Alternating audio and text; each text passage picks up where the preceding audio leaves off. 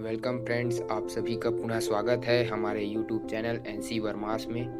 दोस्तों, पिछले वीडियो में आपने देखा कि पीएटी की तैयारी कहां से करें। इस वीडियो में हम आपको बताएंगे कि पीएटी की तैयारी आपको कैसी करनी है और इसमें अधिकतम नंबर कैसे लाना है। तो फ्रेंड्स, पीएटी का पेपर 200 नंबर का होता है, जिसमें 60 से 70% क्वेश्चन रिपीटेड होते हैं, जो लगभग पिछले 5 वर्षों के पीएटी क्वेश्चन पेपर में आए हुए होते हैं। इसमें आपको 2 विषयों पर मुख्य रूप से ध्यान देना है फ्रेंड्स। पहला है क्रॉप प्रोडक्शन, जो 60 नंबर का होता है। दूसरा है एनिमल हस्बेंड्री, ये भी 60 नंबर का होता है। क्रॉप प्रोडक्शन से आपको 30 नंबर के हॉर्टिकल्चर के प्रश्न आएंगे और 30 नंबर एग्रोनॉमी के प्रश्न आएंगे।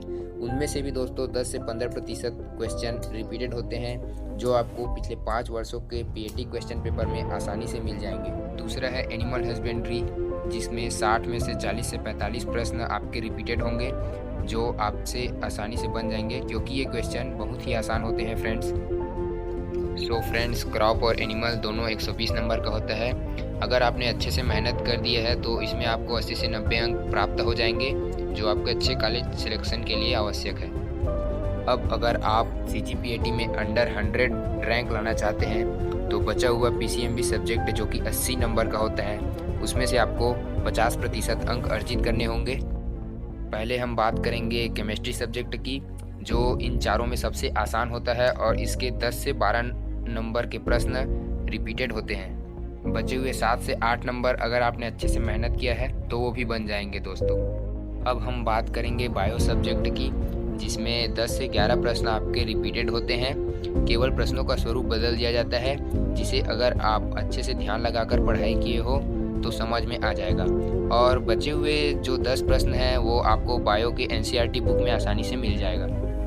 अब हम बात करेंगे दोस्तों फिजिक्स सब्जेक्ट की, जिसमें से 8 से 10 प्रश्न बहुत ही आसान होते हैं और 5 प्रश्न अगर आपने अच्छे से सेल्फ स्टडी की है और कोचिंग में पढ़ा है तो वो भी बन जाएंगे।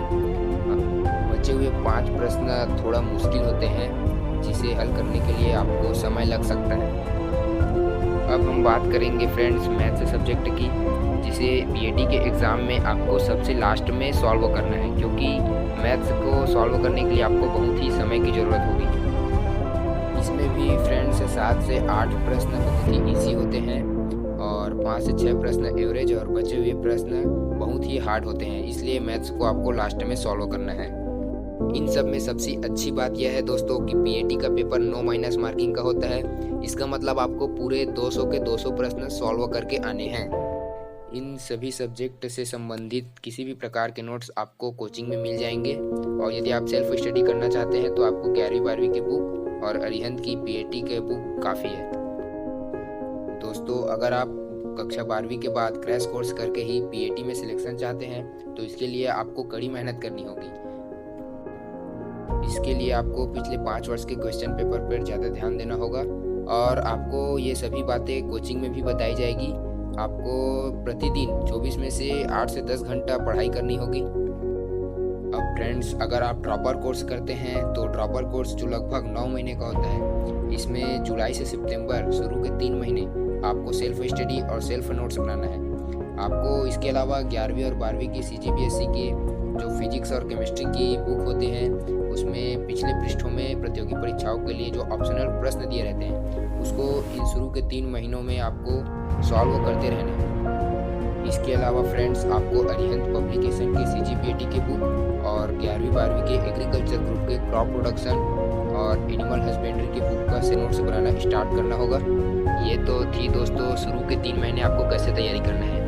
इसके बाद के 3 महीने अक्टूबर से दिसंबर तक आपको सीजीपीएटी का पूरा कोर्स कंप्लीट करना है, जो कोचिंग में आसानी से करा दिया जाता है। इसके अलावा अगर आप सेल्फ स्टडी करते हैं तो भी आप कर सकते हैं। इसके बाद फ्रेंड्स 2 से 3 महीने आपको आपका सीजीपीएटी का कोर्स बार बार रिवाइज करना है। इस दौरान फ्रेंड्स आपके मन में जो भी डाउट है, किसी भी सब्जेक्ट को लेकर जो भी आपके मन में सवाल उठते हैं, इसे आप बेझिझक अपने कोचिंग में पूछ सकते हैं। आपको आपके टीचर आसानी से सभी प्रश्नों का उत्तर देंगे। इसके बाद फ्रेंड्स आखिरी के 3 महीने आपको बहुत ही बोरियत लगेंगे। पढ़ाई में इस समय मन नहीं लगता है, पर आपको ध्यान देनी है। इस समय आपको थोड़ा थोड़ा पढ़ते रहना है, डेली आपको कोचिंग जाना है।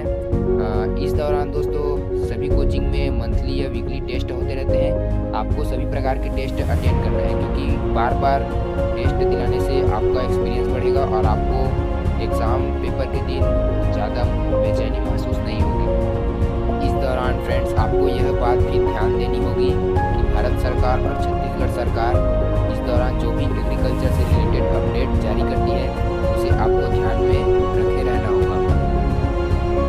सो फ्रेंड्स, ये तो थी कि पीएटी की तैयारी आप कैसे करेंगे।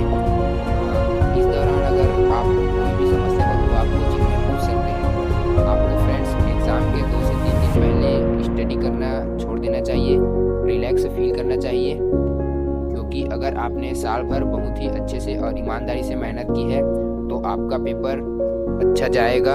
आपको इसके बारे में ज़्यादा चिंता नहीं करनी है। इसके अलावा OMR सीट कैसे भरनी है इसके बारे में आपको कोचिंग में ज़रूर बताया जाएगा। यदि आप इसके बारे में भी जानना चाहते हैं तो आप हमसे पूछ सकते हैं। आपको यह एग्ज़ाम बहुत ही फ्रेश माइंड से दिलाना है, क्योंकि पीएटी का पेपर बहुत ही आसान और इजी आता है दोस्तों। फ्रेंड्स, CGPAT का रिज़ल्ट 1 से 10 जुलाई के बीच रिलीज़ कर दिया जाता है। हमारा यह वीडियो देखने के लिए आप सभी का धन्यवाद दोस्तों।